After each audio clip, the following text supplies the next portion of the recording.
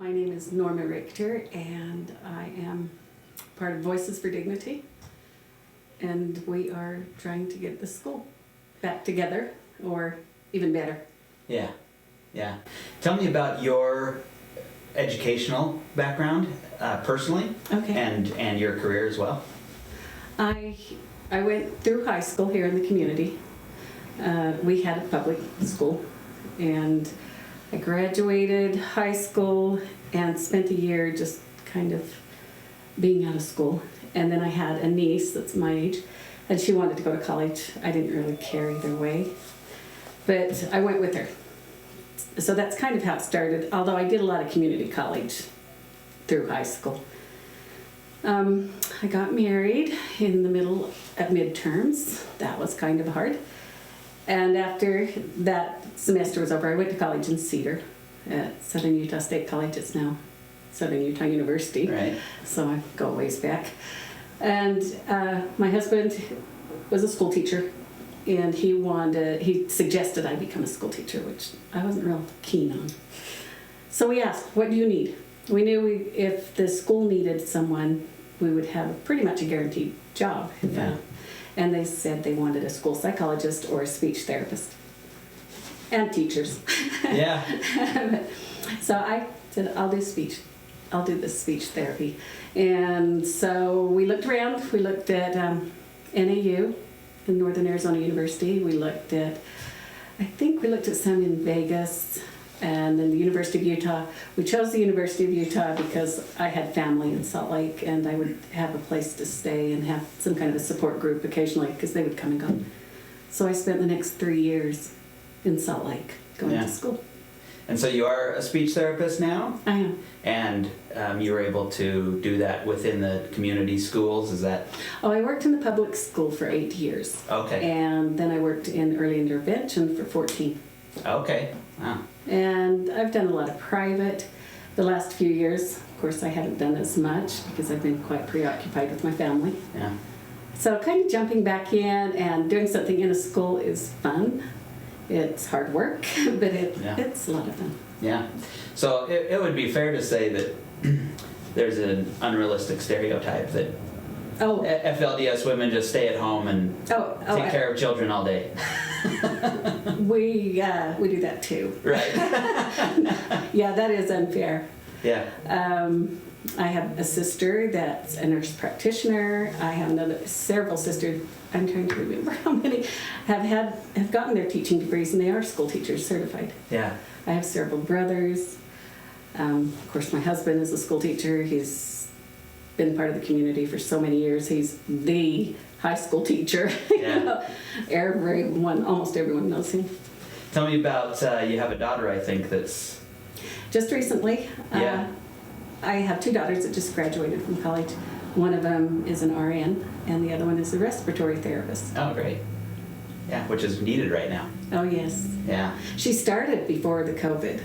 Oh, is that right? And she started before we had a need, which we do in our family. With my handicapped son, he's on a ventilator.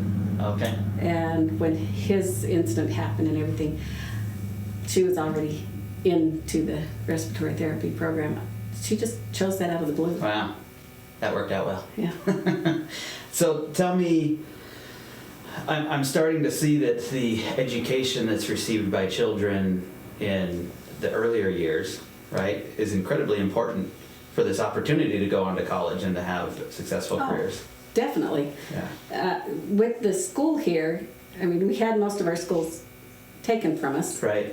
And to get this one back, then I said, yes, tell them I want it, personally, because I'm FLDS. And so it took a whole year to get it back. And we've used this school in particular kind of like a hub so that we can have resources and internet to do online, a library to have books that you wouldn't have at home, or maybe reading opportunities for children that needed extra help or ones that wanted extra knowledge. And also we have a lot of curriculum that's donated to us. We have had some, and we always are welcoming other supplies, like your basic pencil, paper, crayons, paint, stuff like that, because that's always hard to come by. But everything here has been donated. But to have this here, my daughters that have just graduated, they, at least the one, she would come over because the internet's faster than her phone. Yeah. And she would do some of her studies here, do her online classes. Oh, I see. Yeah. And it really helped. And another one was working, two of my daughters, the younger ones, and these worked on their GED in their high school, online high school. We've had several people come through working on that in our computer lab. Yeah. So really it's a resource for the whole community beyond just like the young children. Oh, yes. Yeah. Oh, yes. Sometimes I'll have I have a certain lady that'll call me up and say, can I have the password? I'm outside in my car and I need to get access quickly to some, things she's doing in her business or whatever, and we're fine with that. Right. Good. So what are some of when we toured with Christine, we looked at some of the structural things that needed to be, updated and fixed and things like that. What are some of the stumbling blocks for just a good solid education at this point? What are some of the supplies and things that you would need more of? Right now, we do need a certain amount of furniture, like folding chairs.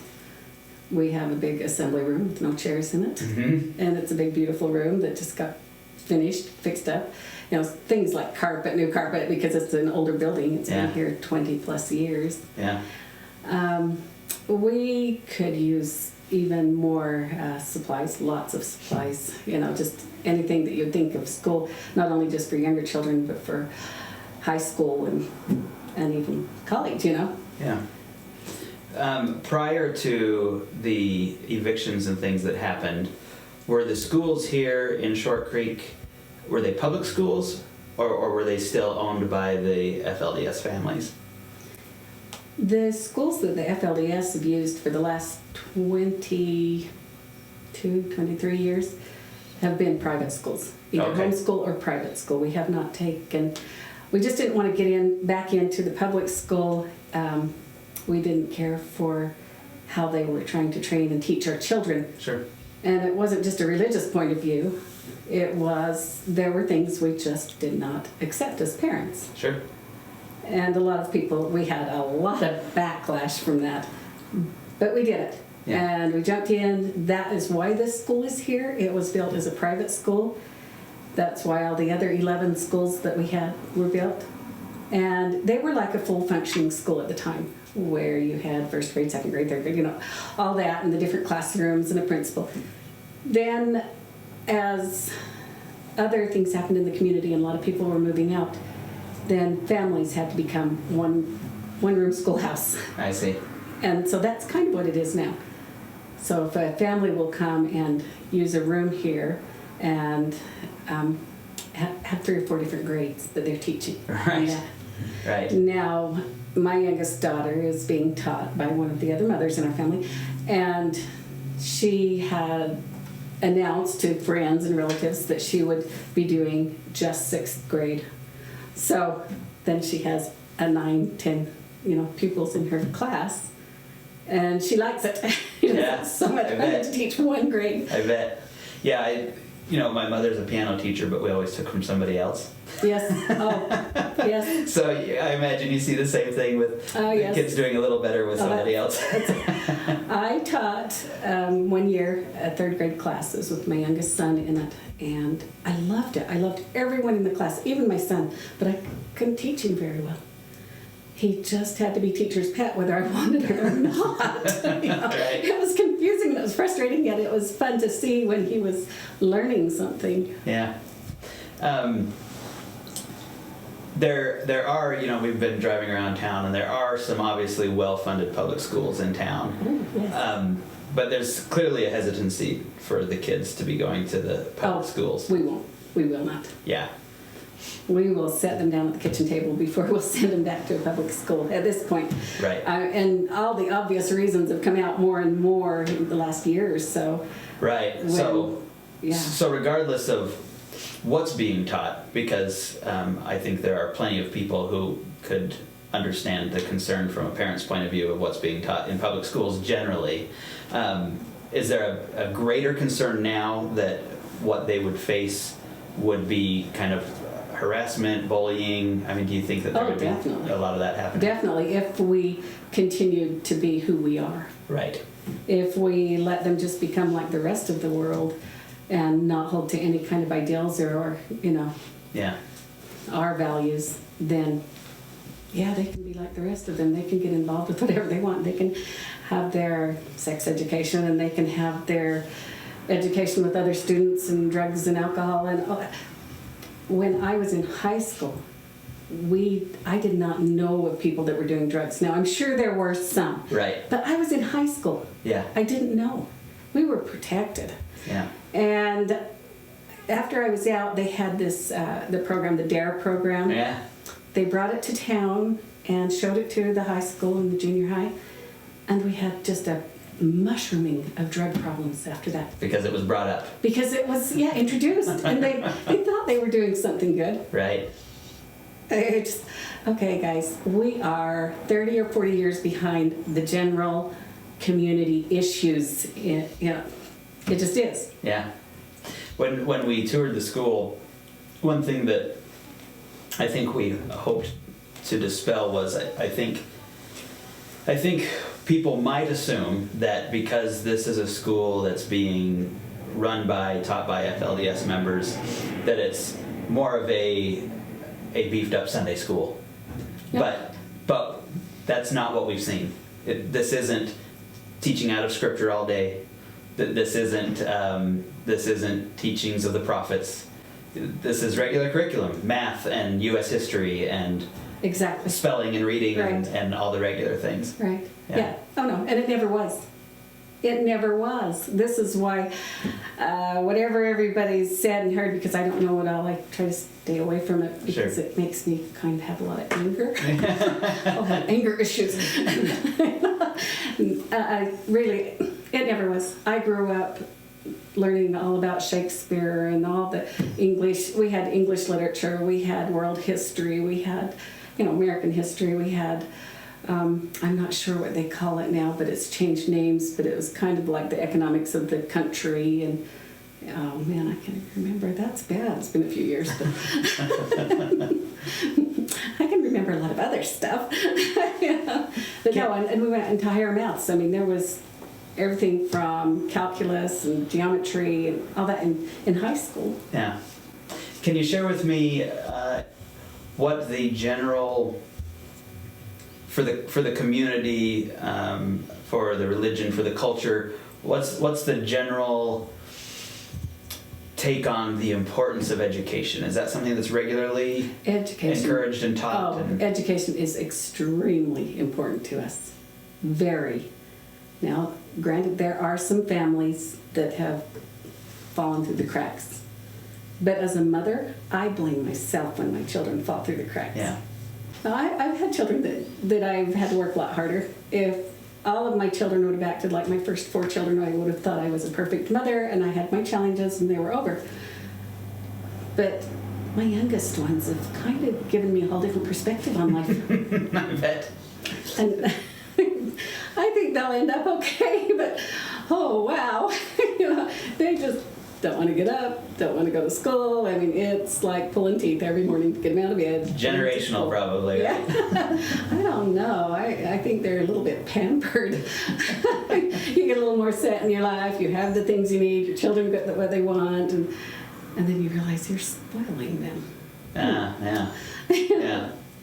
So, where do you suppose this critique comes from that FLDS people are living in a bubble, or they're uneducated, or they're overprotected, or shielded from reality? Any of these stereotypes you might hear. Oh. Where do you suppose those come from? Is it because you see more homeschooling, family instruction versus public education? Is that what they mean by uneducated? No, it came before even the homeschooling. Okay. It's just, I think that the bubble syndrome that they think we have, I'll name it that, is from, there are mothers that did not help their children get to school, and then they became disgruntled and went their way and left our religion.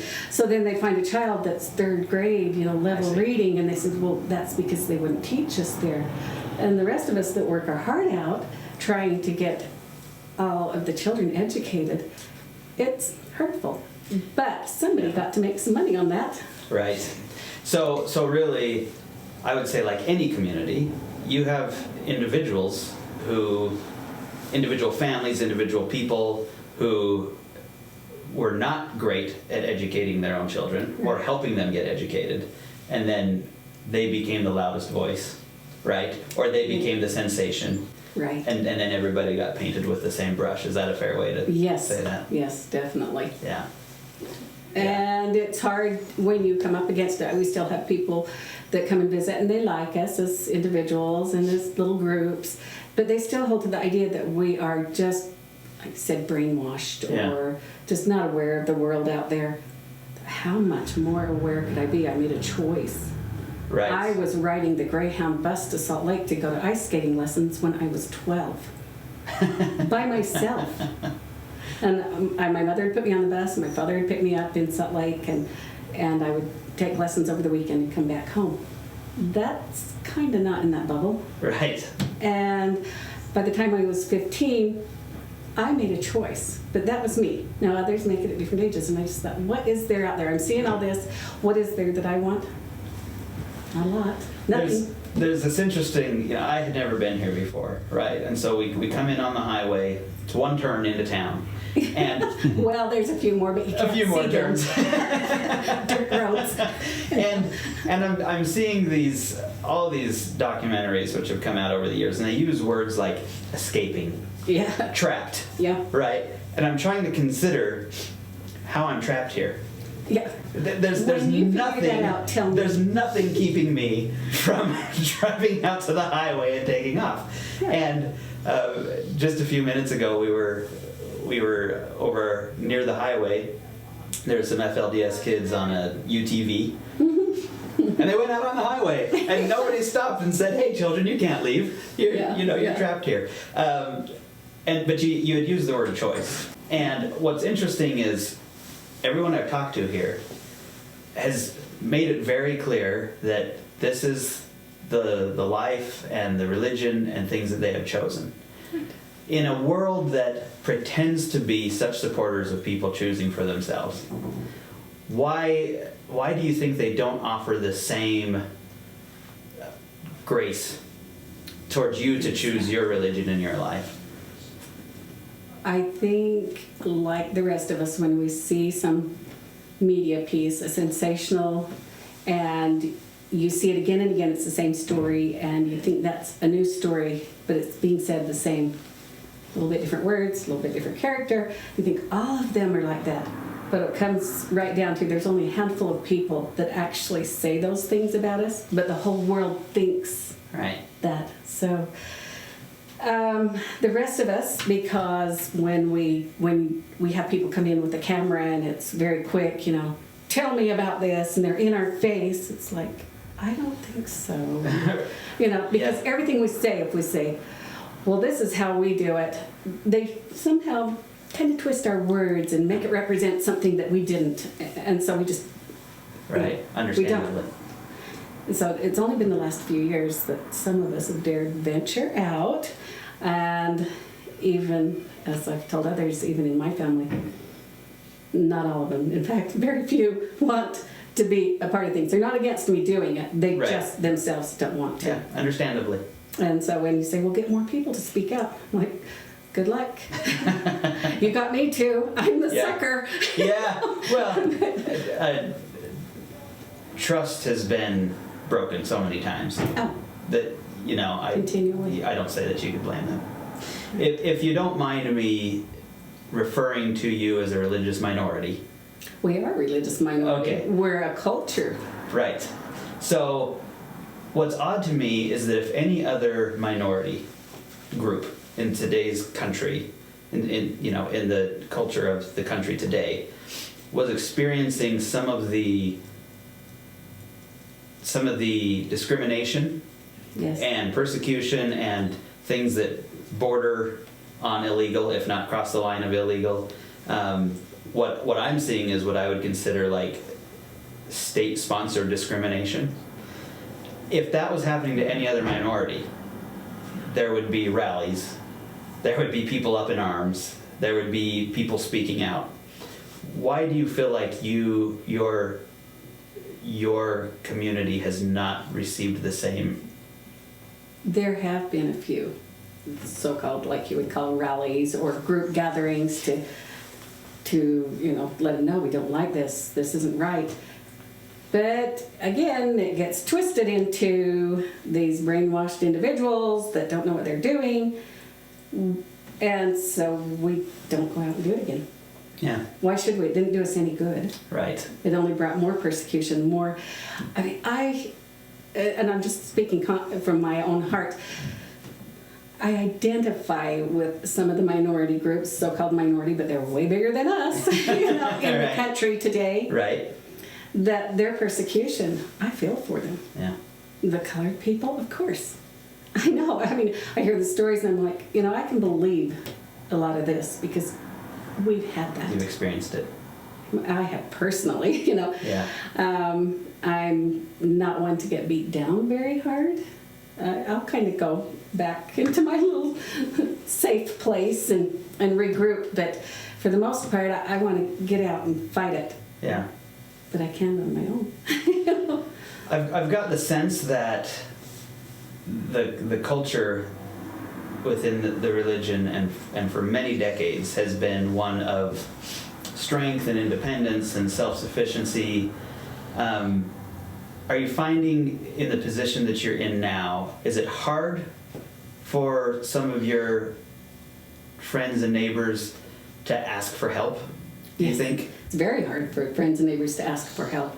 And with what Christine came in and Voices for Dignity came in, and it was hard to get to people to trust, but that is the only group or charity that came in the last 5-6 years that we've ended up trusting completely. Yeah. Where the others will say we helped them and they may have, I don't know, not much. Most of it we'll find out went to others other than us. Right. Any of the donations. But with Voices for Dignity, she went the extra mile. She kept coming back. She kept proving to us we could trust her. And we have. And the whole Voices for Dignity organization, to the point that some of us are now on the board. Right. So, right. So now we're kind of helping guide it. And if there's things, well, let's go do this big activity with Voices for Dignity, and we'll look at it and say, that doesn't fit. We probably won't be able to do that as a group, or, I won't be able to get people there. Now, other things, if it's very family-oriented, if it's very educational-oriented, yes, they will come quietly. Right. It can't be a big splash. We don't like being in big groups in places where we're vulnerable. That's fair. You don't want to draw more attention. No, it's already big enough just to have Sunday dinner. Yeah. And there's 10 cars around your house. That looks kind of big. Yeah. So. Well, I think of some of the footage that we've seen in some of the news clips and things like that. And one thing they seem to really like getting is footage of waves of FLDS people, right? So that kind of creates this look like there's just this army of people that are trying to take over the world, Right. Yeah. There's no shortage of charities that are trying to help people leaving your faith. There is no shortage of charities trying to help people move away, get out of the faith. But what are they doing? They're actually taking a culture, a minority culture, and trying to destroy it. Right. Make it assimilate. Yeah, and is that right?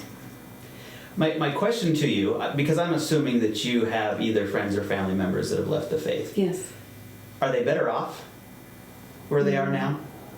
I don't think so. What I don't see is them becoming incredibly successful by any standard. And maybe that's a harsh thing to say, and maybe I'm wrong. No, you're very right. Okay. That is correct.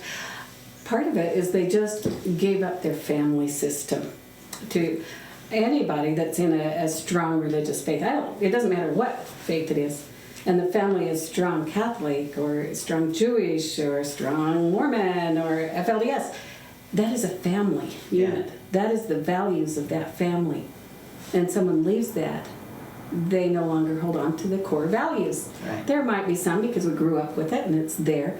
But now they have to go make their way in this big world that invited them into it because what they were living was wrong and you're very brainwashed, and they get out there and they're lonely. Yeah. I think I hear that the most. I am so lonely. After they're finished fighting and getting away and everybody helps them, and then they just leave them. And this is usually within the first year. And either they become very angry at their family or those that left, that dropped them out there, or some instances, very few, they go find something else they can fill themselves with, their time and their thoughts, and maybe it's another religion. Yeah.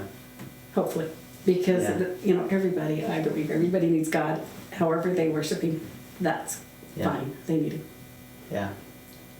Yeah, and if principles are lost altogether, right? It's defeating. It's a hole. It is a huge hole in their soul, and it has to be filled up. Right. We don't have vacancies. We fill it up. Right. Even if you take religion out of it, there is more than enough evidence that people are most successful when they're raised in a home with strong families, with two parents, Yes. with opportunities for education, with some sort of a moral compass. These are things that, maybe religious people have known for a long time, and now the rest of the world's just starting to figure out.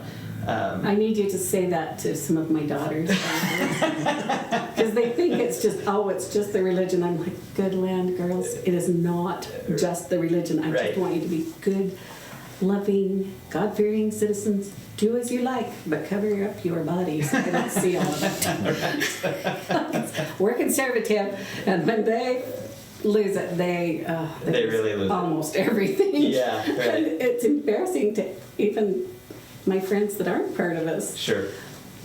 Yeah. Life is as it goes, and in a few years they will probably come off that high horse. Yeah. Comes with age, maybe. Huh? Yeah, I hope so. I don't want to see them my age doing that. Anything else that you want to say about either the school or Voices for Dignity? I am so glad that we have this school, that we have something to work with. It's kind of a shell as far as getting where we want to be. We've been just nip and tuck to even keep it going. The only way we earn or get any money to pay the bills is through the classrooms. The teachers pay. Yeah. And we barely keep the power and water. It's just, we're grateful. Somehow it works out, but it's right there. Yeah, it's a very low rent. It is. Yeah. It is, because we feel so guilty. These are families that are working hard. Right. And we're not getting one bit of compensation from the public schools, because if we get into the public schools, then they dictate how we teach. Right. And that's not what we want. They've given us curriculum and books, that have been, they've changed to a different program. And so we have some that actually donate their books. And we'll use what we want out of it. Sure. And it's been good. We've been very grateful. But no, we're not going to teach everything they hand to us and say we teach. Yeah. Well, understandably, otherwise you just go to the public school, right? Right. May as well. Yeah. All right. Thank you so much. You're welcome. Yeah, we hope we can find ways to help. Yeah, I hope so too. Yeah.